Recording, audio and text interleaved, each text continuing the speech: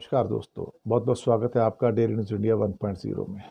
दोस्तों, कूटनीतिक रूप से भारत इतना अकेला पहले कभी नहीं था जितना कि अब हो गया है।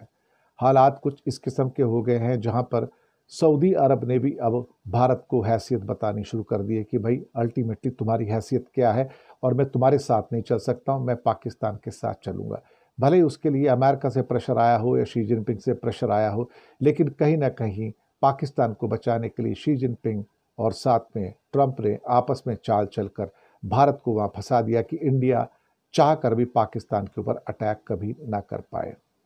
लेकिन सऊदी के द्वारा ये किए जाना शायद एक और इस बात का भी प्रमाण है कि गल्फ देशों के ऊपर जो इजराइल का आक्रमण हुआ है वो अपने आप में बहुत ही अनफॉर्चुनेट था। इसमें कोई शक वाली बात नहीं। भारत ने भी उसको कंडेम किया, कतर से बात भी की, लेकिन ये एक ऐसा ट्रिगर पॉइंट बन गया कि जहां पर कतर के अंदर अमेरिकन पैट्रियट और थर्ड एंटी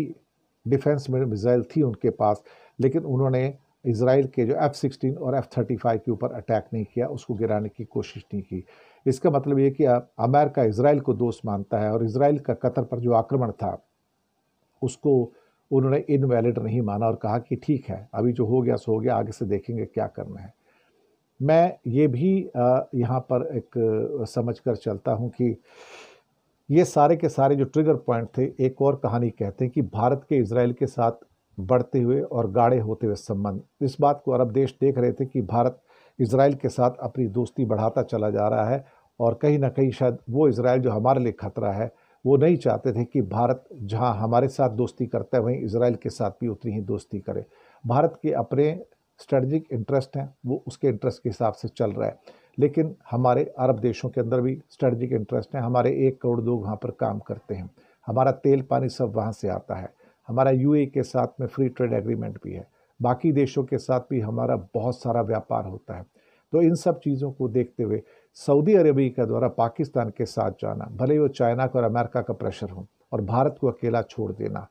हमारे लिए तो कूटनीतिक हार हो गई। एक बार फिर से हमें एक हैसियत बताएगी कि हम कूटनीति की दुनिया में अकेले हैं और जब ज़रूरत पड़ेगी तो दुनिया पाकिस्तान के साथ चली जाएगी, हमारे साथ नहीं आएगी। पाकिस्तान को एक बहुत बड़ा स्ट्रेटजिक लिफ्ट मिला है, ये बहुत ही बड़ा, और ख़ास तौर से ये सारा का सारा स्ट्रेटजिक लिफ्ट जो है वो नरेंद्र मोदी के जन्मदिन पे हुआ। इससे बड़ी दुख की बात क्या होगी कि इस पर्दे के पीछे जो डील हुई है वो एक किस्म से कहा जाए तो नरेंद्र मोदी को और भारत को चेतावनी दी है कि तुम जो इजराइल के साथ संबंध बना रहे हो हमें मंजूर नहीं है, और एटलीस्ट पाकिस्तान मुस्लिम ममालिक होकर हमें न्यूक्लियर अम्ब्रेला देने को तैयार है, तो हमें पाकिस्तान पे ज़्यादा भरोसा है न कि हिंदुस्तान के ऊपर।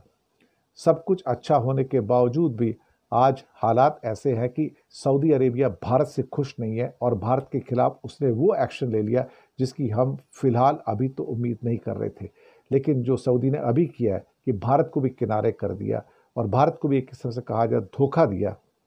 लेकिन क्या इंडिया उसके खिलाफ कुछ कह पाएगा, कुछ बोल पाएगा? मुझे नहीं लगता कि कुछ कह पाएगा। लेकिन हाँ, जो हमारा कूटनीतिक आइसोलेशन है, जो डिप्लोमेटिक आइसोलेशन है, वो पूरा होता हुआ यहाँ पर नजर आ रहा है।